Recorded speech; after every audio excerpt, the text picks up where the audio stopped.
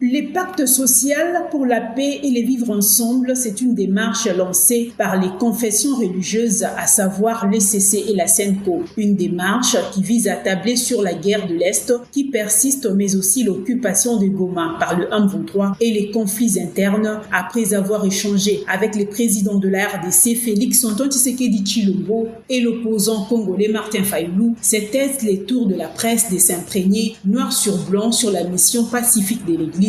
Question de parvenir à une paix durable. Le pacte social pour la paix obéit à une approche mixte. Cette approche est à la fois interne et internationale. En ce qui concerne les aspects internes, le pacte vise la construction du consensus national autour des valeurs ontologiques des Ubuntu et qui ont fait preuve dans l'histoire de notre pays en ce qui concerne la résolution des conflits politiques ou militaires et même des conflits ethniques ou communautaires. Donc aujourd'hui, nous avons une bonne expérience à puiser à partir de cette approche de Ubuntu qui passe éventuellement par la discussion ou alors par le dialogue.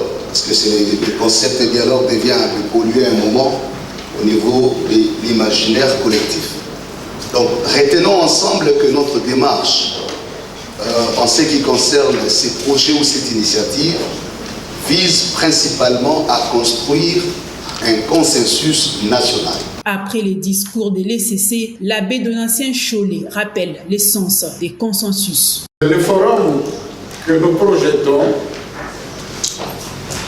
n'est pas un forum où le gouvernement sera d'un côté et de l'autre côté l'opposition M23, non. C'est un forum national qui ferait que les Congolais seraient là autour d'une table. Ce n'est pas que M23 sera là pour dialoguer avec le gouvernement.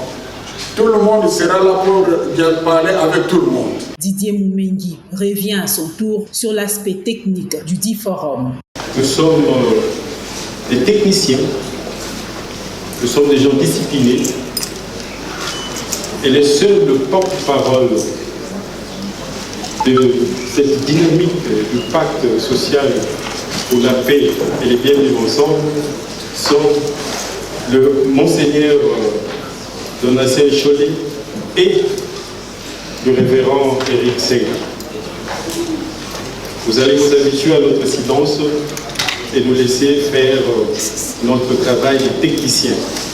Monseigneur, je vais peut-être vous décevoir, mais nous allons vous fournir les travails techniques pour qu'ensemble nous lancions ces signaux forts du sursaut moral et intellectuel des Congolais.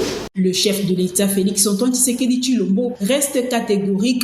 Il n'y aura nullement un dialogue avec le M23, une position qui est adoptée par les confessions religieuses qui soutiennent plutôt la tenue d'un dialogue entre Congolais.